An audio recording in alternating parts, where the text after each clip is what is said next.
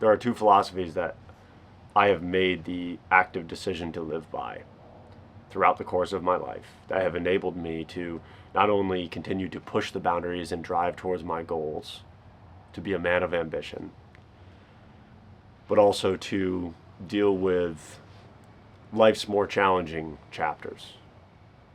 Oftentimes, chapters that deal with emotional circumstances or emotional consequences. The loss of someone you love, the girl that breaks up with you, the business arrangement or deal or plan or strategy that doesn't go the way that you wanted it to go, the hard time with a family member, whatever it is. And the first philosophy that I adopted that has enabled me to stay level-headed in scenarios like this and continue to press onward is I refuse to ever play or consider myself the victim. But rather, I take full accountability for everything that happens both to me and for me throughout the course of my life. Full accountability. That girl that you envisioned you were going to spend the rest of your life with, she leaves you. That was your fault. You weren't the man that she maybe needed you to be, or perhaps that you needed yourself to be, to create an environment that was conducive for that relationship, or grounds for that relationship to flourish. Perhaps the business arrangement, partnership, deal didn't go your way. Your fault. You didn't prepare. Or perhaps you didn't prepare in the proper fashion. Or you didn't prepare enough. Or you didn't have enough capital. Or you made a bad choice as far as the selection of your partner was concerned. Full accountability in every scenario. You show up late to a meeting. Oh, the traffic was horrible and there was a unexpected delay because there was an accident on the road. It's like, no, full accountability. You didn't leave fucking early enough. Because had you left early enough, you would have made it there early, because early is on time. And that has been a very simple practice for me. It has felt very natural to simply take full accountability for everything that happens in my life. I find it a lot easier than, again, playing the victim. Because you can spend your entire life playing the victim, or you can, the moment that you decide that you are going to start taking full accountability for everything that happens in your life is the moment that you start taking control of your life and taking control of the trajectory of your life. And you can start bending and creating and forming your own reality. And much like forging metals or forging things in general, is like you have to heat up that metal until it is molten red, and then you pound away at it. You can literally create your own reality, create your life. The moment that you decide that you're going to take full accountability for things that happen to you. And instead of playing the victim card, like I said, that's philosophy number one, is I refuse to play the victim. The moment that you adopt that, you don't have to sit around thinking about which direction you're going to point your finger when something doesn't go your way, or when something doesn't feel right in life, or something just generally sucks. You don't have to do that. You don't have to waste all that time and energy and focus. The moment you take full accountability, it's simply pointing the finger at yourself in every scenario, in every situation. And then learning from your mistakes, learning through your failures, and adapting and evolving as an individual to better approach the situation the next time that it comes around.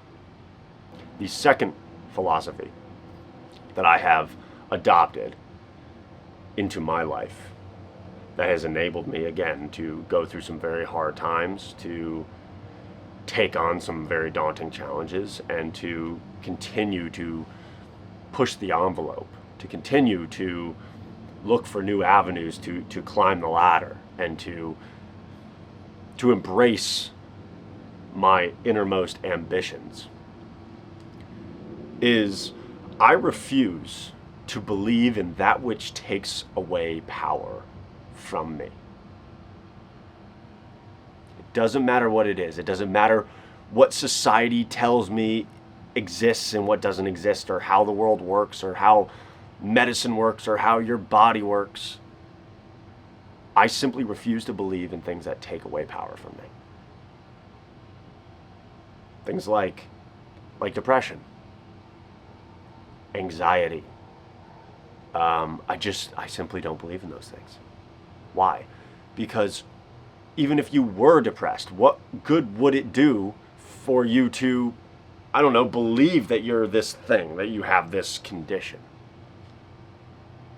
I just simply don't believe in depression. I don't. I believe that some people at certain times of their life are just happier than other people are.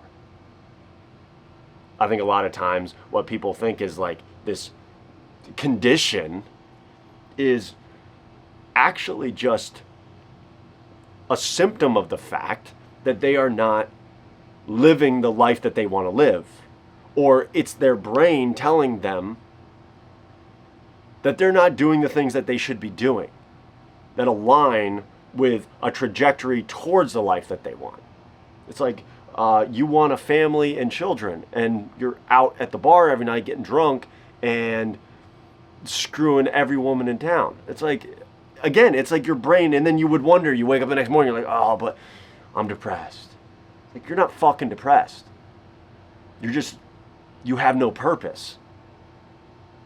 You're not living a life that is conducive with your purpose, even if you do have one. And it's the same with like small things. Honestly, like I take this to a bit of an extreme for myself in my life. If there is work that needs doing, okay, you know, we've all, or at least I think the majority of the men that would be watching my channel, we've all probably been in a situation where work needed to be done,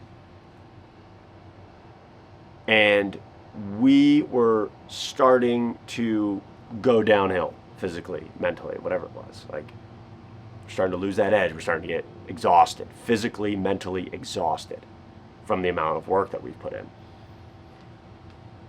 And I cannot count the number of times that I have been able to press onward and do additional hours of work towards a goal that I had or that I wanted to achieve in any of my businesses, simply due to the fact that when that feeling of fatigue came along, I refused to say I am tired or to believe that I can get tired. And I understand that probably sounds delusional to a lot of people, but it works for me. I have always said, and I have a multitude of people in my life that can vouch for this, from a young age, I don't get tired. That is what I say. I don't get tired. I don't believe in getting tired. Why would I believe in getting tired if my observation shows me that everyone that seems to believe in getting tired and gets tired at some point in their life or at some point of the day, they start to decline in their productivity and their effectiveness and their efficiency, and they start, like, oh, I'm going to walk away from this thing that I am working on because I'm too tired for it. If I see that as the result of believing that I can get tired or of being tired, whatever that is, then why would I choose to believe in that shit? So I just don't get tired. I mean, that's me. That's my belief system. I just don't get fucking tired.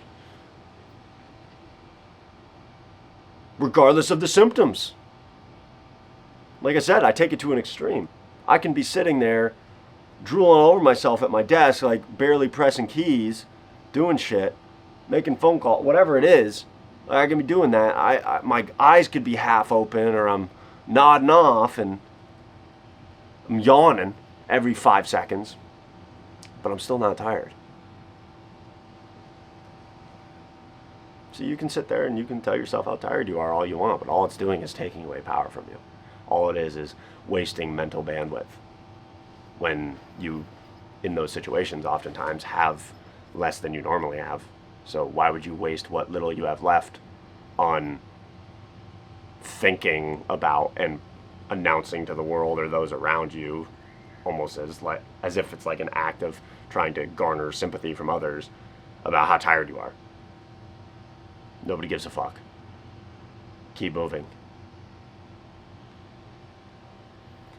And I think, those are some of the more extreme examples, but you get my point. You get my point. There's no sense to me in wasting your energy and mental bandwidth on believing in things that take away power from you. So I simply choose not to. And these two philosophies, like I said, have carried me through a lot of very challenging days and chapters of my life, and continue to carry me through even now. And I hope that potentially these philosophies, in some way, shape, or form, could help at least one of you.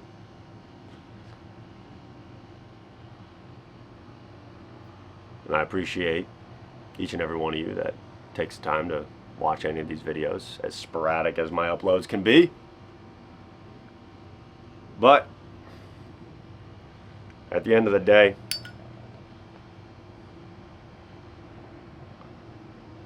I'm just a ambitious male member of the Blades family that hopes to contribute to the legacy of the Blades name. And I just share what's worked for me. Thank you all for tuning into this video, and I will catch you all in the next one. God bless.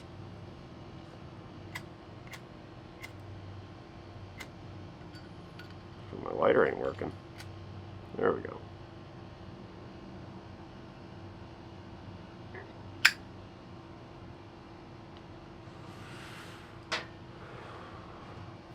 I also don't really smoke cigarettes. I'm using them to quit using Zyns, which is fucking hilarious, actually, if you think about it. But I will break down the thought process that went into that decision on another video, maybe later this week. Because the math makes sense. Once I break the numbers down and my philosophy behind it, it makes sense.